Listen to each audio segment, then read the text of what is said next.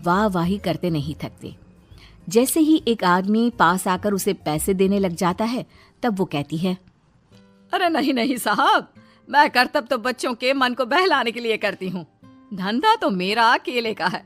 पीछे देखो मेरी रिड्डी, जो भी मेरे केले खाएगा मेरी तरह चुस्त दुरुस्त और तंदुरुस्त हो जाएगा। पता चलता है क्या कि मेरी उम्र 55 की है। अरे पर ऐसे ठंड के मौसम में कोई केला क्यों खाएगा? ये ऐसे वैसे केले नहीं है साहब, ये शरीर में गर्मी देते हैं। ठंड को दूर भगाए जो भी रोहिणा के केले खाए। पापा, अगर मुझे केले नहीं मिले तो मैं घर नहीं जाऊंगी। तभी उसके पापा कहते हैं कि बेटा, केले ठंड में कभी गर्मी नहीं देते। ये सब कहने की बातें हैं, सामान बेचने का तरीका है इनका। पर पिंकी नहीं मानती। मैं केले खाऊंगी।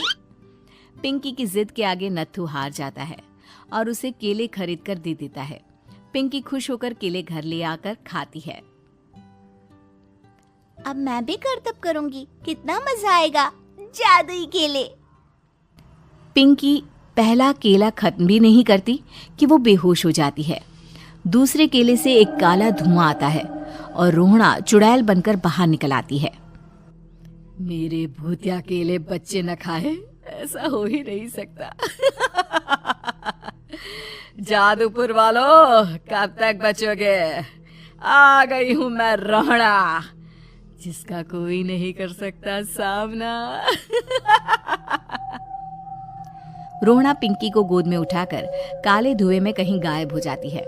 शाम के वक्त नत्थू घर लौटता है और पिंकी को घर में ना पाकर उसकी माँ से कहता है, माँ पिंकी कहाँ है? अरे बेटा, उसे तो तू सुबह करतब दिखाने ले गया था ना, फिर कहाँ वापस आए तुम दोनों? मुझे लगा तू उसे अपने साथ मंडी ले गया होगा। हे भगवान, मेरी बच्ची कहाँ गई?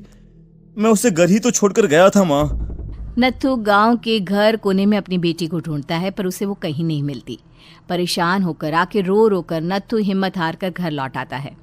अगली सुबह रोहणा फिर से करतब दिखाने आती है और इस बार पिंकी की तरह रोनी केले खरीद लेता है। 50 रुपए दिए थे पापा ने, सारे पैसों की मैंने केले खरीद लिए हैं। अब मैं भी आंटी की तरह ही करतबबाज बन जाऊंगा। यही सोचते हुए रोनी केले खाता है और पहला अकेला केला आधा खत्म भी नहीं करता कि चुड़ैल उसके सामने आ जाती है। मेरे साथ चलने का समय आ गया है रोनी। ये तो बस शुरुआत है। अब इस गांव के सारे बच्चे धीरे धीरे मेरे कब्जे में होंगे, एक बच्चा भी नहीं बचेगा। ये कहकर रोनी को गोद में लेकर काले धुएं में अदृश्य हो जाती है। इसके बाद हर रोज गांव में से कोई ना कोई बच्चा गायब होता, पर ऐसा क्यों हो रहा है किसी को भी समझ में नहीं आ पा रहा था। रोज की तरह अपनी बेटी पिंकी की तलाश में नत्थू गांव के एक तालाब के पास बैठा रो रहा था। कहाँ गई मेरी पिंकी? शकुंतला के जाने के बाद एक वही तो मेरा सहारा थी। अरे उसकी आत्मा कोस रही होगी मुझे कि मैं अपनी बच्ची को संभाल भी नहीं पाया। नत्थू ये कहता हुआ रो ही रहा था कि तभी तालाब में से उसे शकुंतला की आवाज सुनाई देती है। कहाँ थी तुम शकुंतला? हमारी बच्ची और सारे गायब हुए बच्चे रोहणा के कब्जे में हैं। वो बच्चों को जो केले देती है उससे बच्चे बेहोश हो जाते हैं और उसके कब्जे में आ जाते हैं और वो उन्हें ले जाकर काली दुनिया में ले जाती है। पर वो ऐसा क्यों कर रही है? ये मैं नहीं जानती, पर उस दुनिया का रास्ता मैं आपको बता सकती हूँ। जहाँ ये नदी खत्म होती है वहाँ एक केले का पेड़ है, उसके नीचे एक दरवाजा है, वहीं से रास्ता जाता है उस दुनिया का। ये कहकर शकुंतला की आत्मा गायब हो जाती है। गांव के सभी लोग झुंड बनाकर उसी रास्ते से काली दुनिया में चले जाते हैं और वहां देखते हैं कि सारे बच्चे वहां काम कर रहे थे। पापा, मुझे ले चलो यहाँ से। पापा, पापा। सभी बच्चे अपने मम्मी पापा से लिपट जाते हैं। तो तुम लोग यहाँ तक आ गए? क्यों हमारे बच्चों को पकड़ लिया तूने?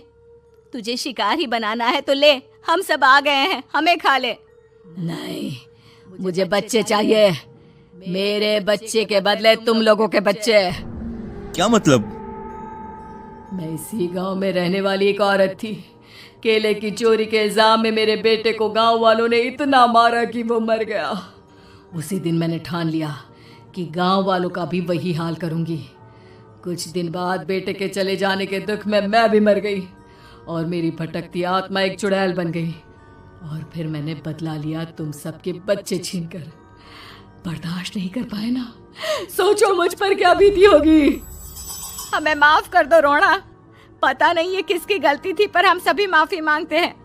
हमारी खुशियाँ लौटा दो, तुम भी तो एक माँ हो।